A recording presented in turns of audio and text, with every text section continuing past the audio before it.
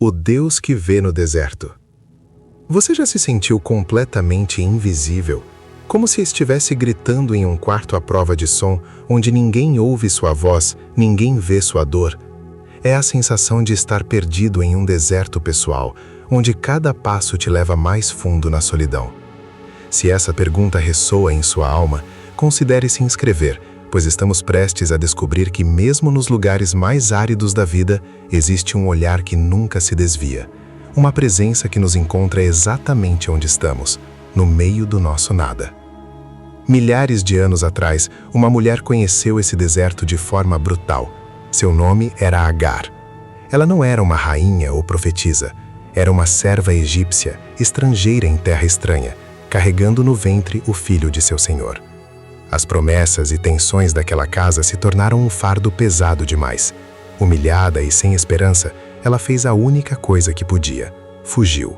Correu para a vastidão do deserto, um lugar sem nome e sem futuro, buscando escapar de uma dor, apenas para encontrar a desolação completa. Imagine o cenário: o sol implacável, o silêncio que não é paz, mas ausência. Cada duna no horizonte, um lembrete de que você está só. Para Agar, este não era apenas um lugar geográfico, era o estado de sua alma. Uma fugitiva sem destino, uma mãe sem proteção, uma mulher sem valor aos olhos do mundo que deixou para trás. No deserto, todas as suas identidades foram arrancadas. Ela era apenas dor, medo e arrependimento, acreditando que seu fim estava selado ali, na imensidão vazia, onde ninguém jamais saberia do seu sofrimento. E foi nesse ponto mais baixo, no epicentro do abandono, que o impossível aconteceu. Uma voz a chamou pelo nome. O anjo do Senhor a encontrou junto a uma fonte. Ele não apenas a viu fisicamente, ele enxergou sua aflição, conhecia sua história e falou sobre seu futuro. Naquele momento de revelação, Agar, a serva esquecida, percebeu a verdade mais profunda. Ela nunca esteve sozinha. Em gratidão e espanto, ela deu um nome a Deus, um nome que ecoaria para sempre: El Roi. Em hebraico significa o Deus que vê. Este não é um título de estudo teológico, mas um nome nascido do alívio de uma alma desesperada. El Roi significa que não existe deserto tão vasto ou escuridão tão profunda que possa esconder você do olhar de Deus. Ele vê suas lágrimas silenciosas e conhece o peso em seu coração. A história de Agar não é apenas sobre o passado, é um convite para você, hoje, em seu deserto particular. Mas o que realmente significa ser visto por Deus quando as circunstâncias não mudam? Como esse reconhecimento pode ser o primeiro passo para encontrar um oásis em meio à aridez? O Deus que abre mares. E ser visto por Deus na imensidão do seu deserto particular é uma revelação que ancora a alma. Mas o que acontece quando o deserto se transforma em uma armadilha mortal, não apenas para você, mas para todos ao seu redor? O que acontece quando a promessa de liberdade te leva diretamente para um beco sem saída, com o mar impenetrável à sua frente e o exército mais temido do mundo se aproximando rapidamente pelas suas costas? Esta não é mais a história de uma pessoa, mas de uma nação inteira paralisada no limiar do aniquilamento. A esperança que os guiou para fora da escravidão agora parece uma piada cruel, um caminho que termina em um abismo de águas profundas. A lógica humana grita que é o fim. Não há para onde correr, não há onde se esconder. É o teste final, onde a fé em um Deus que vê é forçada a se tornar fé em um Deus que age de maneira impossível. O som que preenchia o ar não era de adoração, mas de pânico e acusação. O medo é um corrosivo poderoso, capaz de dissolver a memória de milagres passados em um instante. As pragas, a libertação, a coluna de fogo, tudo esquecido diante do barulho ensurdecedor das bigas de Faraó. Não havia sepulcros no Egito para nos trazer a morrer neste deserto? Eles gritavam para Moisés. É uma pergunta que ecoa em nossos próprios corações quando nos sentimos encurralados. Deus, por que me trouxeste até aqui apenas para me abandonar? É a agonia de se sentir guiado para uma armadilha, a traição de uma promessa que parece ter azedado. A fé que parecia tão robusta na segurança do palácio ou na euforia da partida, agora se mostra frágil e quebradiça diante da realidade esmagadora de um obstáculo intransponível e de um inimigo implacável. É neste exato momento de desespero absoluto que a voz de Deus corta o caos com uma instrução que desafia toda a razão. Ele não diz a Moisés para lutar, para negociar ou para se render. Ele diz algo que para a mente humana soa como loucura pura. Diga aos filhos de Israel que marchem. Marchar. Marchar para onde? Para uma morte certa nas águas? Este é o ponto de inflexão. O poder de Deus não se manifesta na ausência de problemas, mas no meio deles. Ele não nos teletransporta para o outro lado do mar. Ele nos ordena a caminhar em direção a Ele. A obediência precede o milagre. A fé não é a ausência de medo, mas a decisão de avançar apesar dele, confiando que o mesmo Deus que te colocou diante do mar tem um plano para te fazer atravessá-lo. Então, Moisés ergue o seu cajado. E o que se segue não é um simples fenômeno natural. É uma decriação e uma recriação. Um vento oriental poderoso sopra a noite inteira, não apenas empurrando a água, mas dividindo-a. As águas se levantam como muralhas líquidas, sólidas e imponentes, de um lado e de outro, revelando um caminho de terra seca onde antes só havia o abismo. Imagine o som, a visão, o sentimento de caminhar entre paredes de um oceano suspenso, com o chão firme sob seus pés. O maior obstáculo que eles enfrentavam, a barreira que significava sua destruição, foi transformada no corredor da sua salvação. Deus não contornou o problema. Ele o usou. Ele transformou a arma do inimigo em um espetáculo de seu poder e glória, criando um caminho onde literalmente não existia nenhum. Esse mesmo poder que abriu o Mar Vermelho não é uma relíquia histórica. Ele está ativo e disponível hoje. Olhe para o mar à sua frente. A dívida que te afoga, o relacionamento que parece irremediavelmente quebrado, o vício que te aprisiona, o futuro que parece bloqueado. Deus está te dizendo a mesma coisa. Marche. Não com a força dos seus braços, mas com a convicção de que aquele que ordena a marcha é o mesmo que comanda os ventos e as ondas. Seu obstáculo intransponível é apenas a tela em branco sobre a qual ele pintará o seu maior milagre. Ele não apenas te vê em seu deserto solitário, ele se deleita em dividir os mares que te cercam, transformando seu maior medo no testemunho mais poderoso de sua fidelidade e poder. O Deus que derruba muralhas. Depois de testemunhar a abertura do mar, uma demonstração de poder bruto sobre a natureza, o povo de Deus se depara com um obstáculo diferente. Um obstáculo construído pelo homem, projetado para intimidar, para esmagar a esperança antes mesmo que a batalha comece. As muralhas de Jericó. Elas não eram apenas barreiras físicas, eram fortalezas psicológicas, monumentos à força e à permanência do inimigo. Eram a representação visível de todos os problemas em nossas vidas que parecem sólidos, impenetráveis e eternos. Um diagnóstico médico final, uma dívida que sufoca, um sistema de vício que aprisiona gerações. Olhar para Jericó era olhar para o impossível, uma fortaleza que zombava da promessa de uma terra prometida, sussurrando que, embora você tenha escapado do deserto, nunca entrará de verdade em seu destino. E então, Deus apresenta seu plano de batalha. E é, para qualquer mente lógica, absolutamente ridículo. Não há menção de arietes, catapultas ou estratégias de cerco. A ordem é simples e bizarra. Marchem.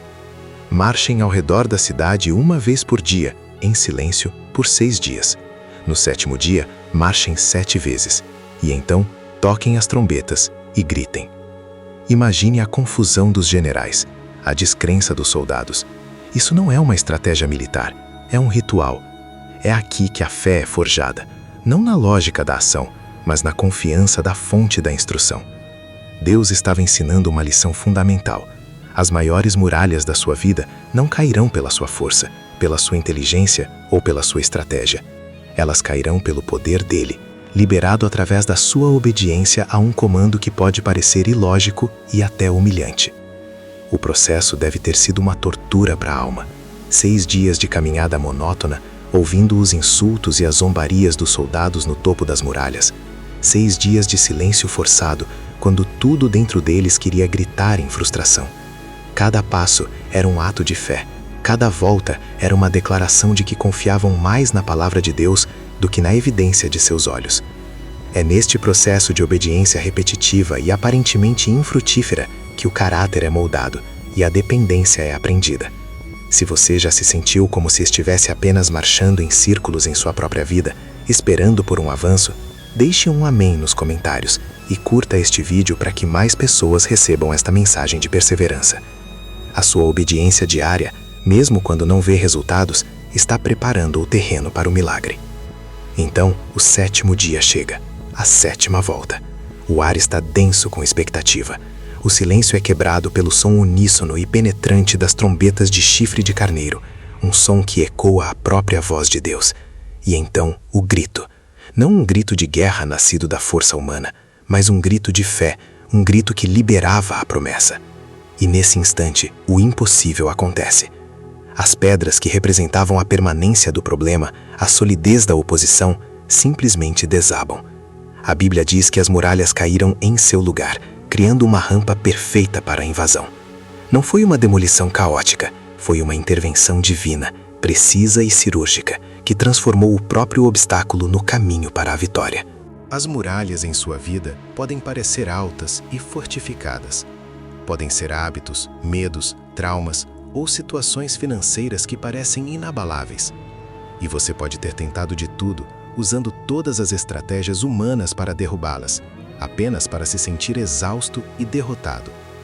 A história de Jericó nos ensina que a estratégia de Deus raramente se alinha com a nossa. Talvez a sua marcha seja perdoar quem não merece. Talvez seja ser generoso em meio à escassez. Talvez seja simplesmente permanecer em oração silenciosa, quando tudo o que você quer fazer é gritar. Não subestime o poder da obediência radical a uma instrução divina, pois quando você para de lutar com suas próprias forças e começa a marchar no ritmo de Deus, as muralhas não têm outra escolha a não ser cair. O Deus que ressuscita sonhos. Mas e quando o obstáculo não é uma muralha à sua frente, mas uma lápide que sela o seu passado? E quando o problema não é a falta de um caminho, mas a certeza de um fim? Deixamos para trás o pó das muralhas caídas de Jericó e chegamos ao lugar mais silencioso e definitivo de todos, um túmulo. Aqui, a batalha não é contra um inimigo visível, mas contra a própria finalidade. A pedra rolada na entrada não guarda um tesouro. Ela aprisiona uma memória, um corpo, um sonho que já se foi. É o ponto final da esperança humana, o lugar onde até a fé mais fervorosa se cala diante da realidade da morte. É aqui, no epicentro do desespero, que Deus se prepara para executar seu ato mais desafiador, provando que seu poder não se limita a criar futuros, mas também a reescrever passados que pareciam imutáveis. As irmãs de Lázaro, Marta e Maria, representam a nossa própria fé limitada. Elas acreditavam no Deus que cura, mas não no Deus que ressuscita o que já está morto e enterrado há 4 dias. A frase delas ecoa em nossos corações: Senhor, se estivesses aqui, meu irmão não teria morrido. É uma fé retroativa, uma lamentação pelo que poderia ter sido. Culpamos o tempo, a circunstância, a demora. Nós dizemos: se eu tivesse tido aquela oportunidade, se aquela porta não tivesse se fechado, se aquela pessoa não tivesse me abandonado. Nós nos especializamos em fazer a autópsia de sonhos mortos, analisando a causa do óbito, mas nunca ousando a acreditar que o coração pode voltar a bater. Vivemos de luto por um potencial perdido, aceitando a pedra do túmulo como a palavra final, sem perceber que aquele que é a ressurreição e a vida está de pé, bem diante de nós.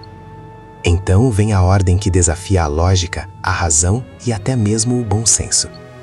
Tirem a pedra. Imagine o choque.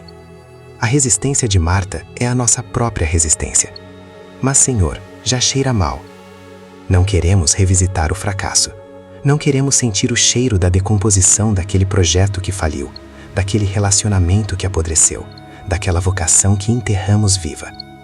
É mais fácil deixar a pedra no lugar, preservar uma memória distante e idealizada, do que confrontar a realidade pútrida da perda. Mas Deus insiste. Ele nos força a encarar o que consideramos acabado, a remover a barreira que colocamos entre a nossa dor e o seu poder. Ele exige que exponhamos a nossa maior decepção à luz do dia, porque um milagre de ressurreição não pode acontecer em um túmulo selado. Com a pedra removida, o impossível acontece. Jesus não sussurra uma oração, ele não negocia com a morte, ele dá uma ordem, um grito que ecoa pela eternidade e reverbera nas profundezas da terra. Lázaro, vem para fora. Este não é um convite, é uma intimação.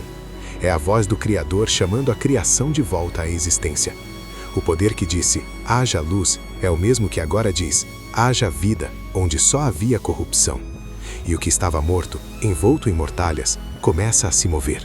Aquele que estava destinado a virar pó, se levanta e anda. Este é o poder supremo. Não é sobre abrir um mar ou derrubar uma muralha, é sobre reverter o veredito final da morte.